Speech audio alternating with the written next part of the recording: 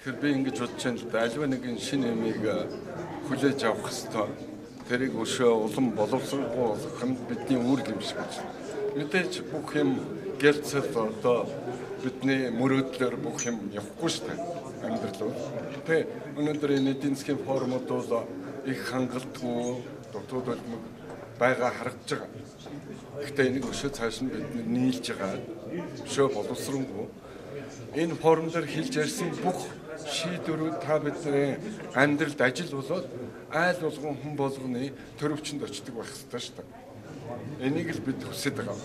Тэгэхээр ийм болгохын төлөө би одоо жишээ нь иш ирж байна л да. Яаж ахиухан шиг шүүмжлэх үү? Тэ хоосон магтаал биш.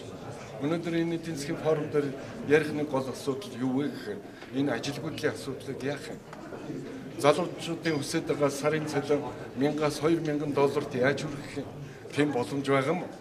Тийм ээ. Өнөөдөр энэ утааны асуудлыг яаж шийдэх юм? Тийм ээ. Хотод нүүрсэн. Өнөөдөр энэ Улаанбаатарт болоод байгаа энэ замын бүглийг яах юм? Өнөөдөр зүгээр замын бүглэнээс болоод бид нэр ажил хийх ямар ч боломж олохгүй шүү дээ. Өглөө ханаас суудын аль чимцгээс явсан та ажилдаа явах юм бол 2 цаг явж байгаа жишээ. Ажлаасаа дараа гэртээ харих юм бол дахиад 2 цаг явна. Өдөр цаандаа орж гэдэг юм уу өөр газар очиж хүнтэй уулзах тэмдэг дахиад 2 цаг явна. Ингээд бид нар ихэнх амьдралаа энэ зам дээр өнгөрөх болох гэдэг. Тийм байгааз. За одоо хавар болж нөгөө гадаа гэр хороолд асгасан үнс нүүрснээс гарсан үнс энэ мань та бид нарын энэ салхиар бидний амьсгалаар бидний бие рүү орж байна. Энэ үнсэн дотор юу байгаа мэдж байгаа юм. Газрын ховор элемент, хүнд металл, мөн радиоактивны изотоп, уран гэсэн ийм зүйлүүд байж байгаа. Энэ маань бидний амьсгалын замаар ороод шууд хор тавдруудыг үүсгэж байгаа. Өнөөдөр хор тавдар газар авсан байгаа шүү дээ. Монгол улсад. За одоо ингээ бороо асах нь 6 сар гаргаа дундуур нэлээд хүчтэй аадар бороо ордог шүү дээ. Нэг орохоор. За энэс болоод бүх гадаа асгасан муус, жорзон тэр чигээр хот руугаа хальж орж байна. Энэ маань одоо юу болж байна вэхээр бидний амьдрал дахиад нэг аюул төртөн. Тэр нь вэхээр халдвар төвчөн биднээс салахгүй гэсэн. Тэгэхээр өнөөдөр эдийн засгийн форум дээр ярих асуудал энэ нэг гол асуудал байх хэрэгтэй. Энийг одоо цаашаа яаж шийдэх вэ? Тэгтэл бид нар энэ асуудлыг шийдэхийн тулд бас л эдийн засгийн форумуд дээр урд нь ярьж байгаа л утаагүй зуух гэдэг юм хийчихвэл утаагүй болчих юм ярьсан. Гэтэл утаагүй болоогүй утаа улам нэмэгдлээ шүү дээ. Энд чинь эдийн засаг мөнгө мөн мөн. За өнөөдөр дээр нь одоо нэг аюултай үзэгдэл бол энэ хөдөө орнуудыг эзэн болох гэж байна. Үндсэндээ бүх аймаг орон нутгаас залуучууд хот суран газар руу нүүж ийн, ирж ийн, хөдөө орон нутаг хөнгөө болж байна. Дахиад яг энэ чигээр 10 жил болох юм бол бид нар малчингүй болох юм байна. Ингээд мал аж ахуйг болох юм байна. Дуусчих юм. За дараагийн нэг асуудал бол энэ Монгол бизнес хийх боломж байна уу? Байхгүй юм шиг. Монголд үйлдвэрлэж болох бүх бараа товарын татвар түрээсийг эрс яаралтай нэмэх хэрэгтэй. Жишээлбэл хүнсний ногоо. Монголчин ногоо ургажл байсан, ургачж байгаа. Гэтэл яадгүй гэхээр урдаас хятад асар их хэмжээний хүнсний ногоо 9 сард маш хямдхан орж ирдэг. Энээс болоод нөгөө хүнсний ногоогоор бизнес эрхэлжсэн, ногоо тарьжсэн хүмүүс бүгдээрээ өрөнд ордог. Жишээ нь тийм биз? За дараа нь энэ гадуур дэлгүүрүүдээр харахаар болсон болоогүй дандаа хятад солонгосын үн хямдарсан бүс бараад өргөн хэрэглээний бараанууд дүүрсэн гэж байна.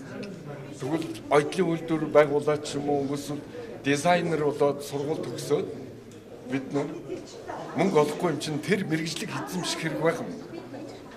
Асуудал энд байхгүй. Өөрөөр хэлбэл бид нар мөнгө олж болохын зах зээлээ харийнханд өгсөн юм байна. Тэгээ бүгдээрээ нийтээр өртөө мөнгөгүй. За энийг би уг нь яриасаа гэж бодож ирсэн. Дараагийн асуудал бол энэ орон сууц. Одоо энэ банк барилгын салбарын энэ иргэдэг дээрэмдэх одоо болох хэрэгтэй. Орон сууцны үнийг 600 мянган төгрөгөөр метр квадратыг барьдаг шүү дээ. Тэгтэл 2,500-аар зараад идэг.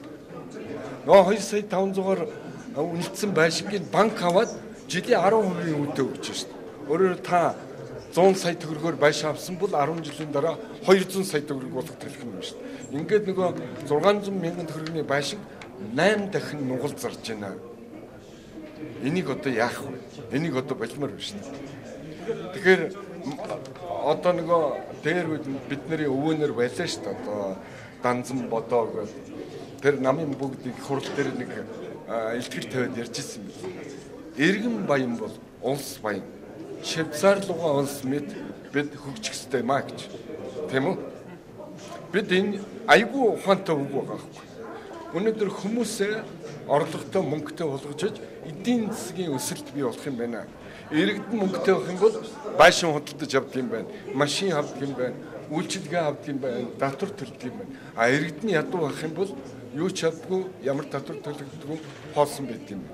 Тийм учраас хөгжлийг хүний төлөө хийх үү, хөгжлийн төлөө хүн амьдрах уу гэдэг асуудал энд явж байна л да. Энэ зарим нэгэн хүний илтгэлийг ингээд сонсоод байхад ерөөсөө хөгжлийн төлөө хүн амьдрах гэдэг юм шиг юм ярьж байна. А би бол эсрэг байр суурьтай. Хүний төлөө хөгжлийг бий болгоё гэдүүлээ. Эхлээд хүмүүсээ өөдөн татъя. Энэ хорвоо дээр хамгийн үндсэн хүний амьдрал юм байна. Тийм учраас энэ хүнийхээ амьдралын тухай ярих хэрэгтэй юм. За дээр нь энэ төрийн хариуцлагын тухай ярьж байна л да. Сая баавар нэг илтгэл тавилаа. Ер нь мууса малчид малчга мангар тэнийг гэж загнаж байна л да. Энэ дээр.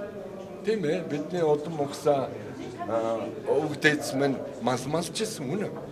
Гэхдээ тэр малыг тэр морины дэл дээр агуу хизэнд гүрнээ байгуул дэлхийн ертөнцийг донслогч байлаа шүү дээ. Эзэн бог Чингис хаан маань түүний аж ахуйч үр садна. Тийм биз?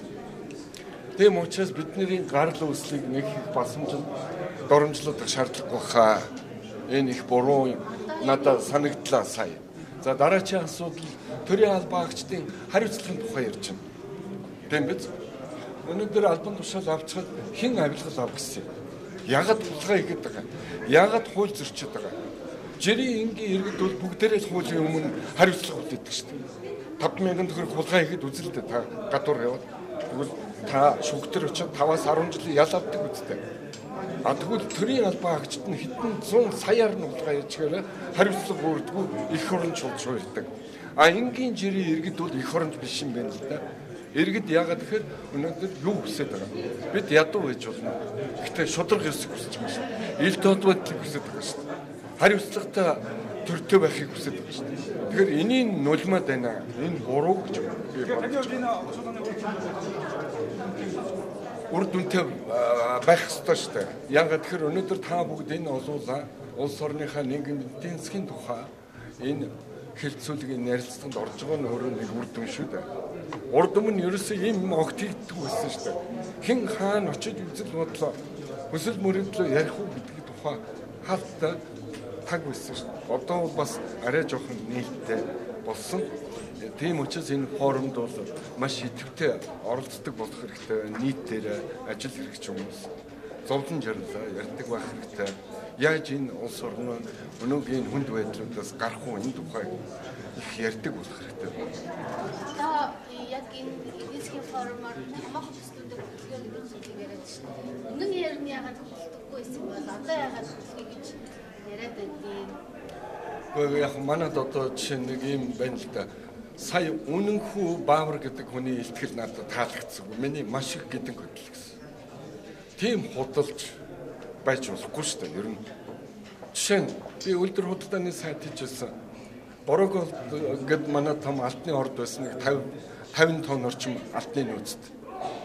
Тэгээд яг Баавар сангийн яамны сайт байхдаа бүх татвараас нь чөлөөлсөн байсан. Тэгээд Сентрогол компани Борог голдоос тэнд уул уурхай ажил хийж байгаад 40 тонн алтыг ямар ч татваргүй аваад гараад ирсэн. Би хэрүүл ам хийж нэг үлдсэн алтан дээр нь нэг хүүхдийн төрхийг нэгдүгээр төрхийг шинжлэх барилгын ажлыг санхүүжүүлсэн 150 сая доллар үлдсэн алтан дээр нь татвар болгож авсан. А тэгвэл өнөөдөр Бааваргаа тэгж юм л да. Ер нь бол худлаа ярьж хулгай хийх нь байх ёстой байна. Энийг их оронч хүнийг ийм хүнийг хэлж байгаамаа. Тэр өнөөдөр Африкийн орнууд байна л да. Нигер, Чад гэдэг дарга нар нь бүгдээр дээрэмчд болсон. бүгдээрээ үндэснийхээ баялагийг хувьдаа хулгай гэж авсан. Иргэдэн үгүйг ядуу хоосон. Ийм улс зөндөө жишг байна. Тэнд асрыг гадаадын хөрөнгө оруулалт орсон боловч тэр хөрөнгө оруулалтыг дарга нар нь хулгай хийж авсан юм билээ. Өнөөдөр Хятадын засгийн газар тийм ээ яаж Хятадын дарга нар бас төрийн албаагчид нь асар их хулгай хийсэн. Одоо тэд нарыг барьж яваад ял өгөө цаазаар аваад байж байгаа шүү дээ. Тэгэхээр энэ хулгай дээр нь тэгээ тэнцэх хэрэгтэй юм билээ иргэд. Энийг хүлээн зөвшөөрч болохгүй. Төрийн албыг бол одоо авилгалын үүр болгодог энэ асуудлыг одоо зэгцэл дуусгах хэрэгтэй. За дээр нь төрийн албаагч одоо үйл хэрэг ил тод байх хэрэгтэй. Жишээ нь Дубайн гэрийг очоод зурхтаа ягаад манай сэтгүүлчдэг аваад яваагүй? Ягаад тэнд ганцхан ерөнхий сайд явсан? Ягаад манай сэтгүүлчтэй очихгүй? Одоо том гэрээ хэлцээрүүд энд дарж хахад айгүй сүртэл хийгдэг юм билэ. Ил тод нээлттэй. Тэгтэл өнөөдөр Дубайд хийсэн гэрээг олон нийтэд одоо гарга тавих л байгаа шүү дээ. Тэр гэрэн дээр нь юу хийсэн? Мэдгүй. Буруу хийсэн юм уу, зөв хийсэн юм зөвхөн ярьж л байгаа болохоос. Жишээ. Тэгэхээр энэ төрийн албыг ил тод болгох хэрэгтэй. Яагаад? Ямар ч гэрээ хэлцээр хийсэн. Тэгэл нэг хууль бус, ёс бусны юм хийчихээр тэрийг төрийн нууц арчид ангилт оруулчихсан. Тэгэд хаалттай. Зүгээр нэг тод жишээ биш үү? Одоо хинч хэлэхгүй. Яагаад манай дарга нар ийм их баяжаад байгаа юм бэ? Бүр нүдэн дээр илт том хаусууд, том машинууд ихнэр хүүхдтэйгээ бүгдээрээ авч унаа. Үргэлж гадаад явж байна. Яагаад манай иргэд өдрөөс өдөрт улам ядуу хоосон бэ? Энэ яагаад ингэж байгаа юм? Энийг манай ард түмэн шаарддаг хэрэг шүү дээ. Энийг ил тод болгох. Тэгтэл энийг одоо мушгин гуйлах ийм ажлууд бас хийж байна л да. Тэгээд сүүлдээ ер нь ард түмэн буруутай юм дээ. Тэ чинь оюутлага 34% эзэмших нь их буруу зүйл байж гэн сая ярьж байна л да. Уучлаарай Эрдэнэтийн 49%-ийг Оросууд эзэмшиж Монголын тал 51% эзэмшиж байсан. Тэгээд 49% сая нэг юм аваад ингээд 100% болж байна. Гэхдээ замаас нь манай Арсан намын нөхдүүд бас 49% лойр хулгай дээр нь хэллээ шүү дээ.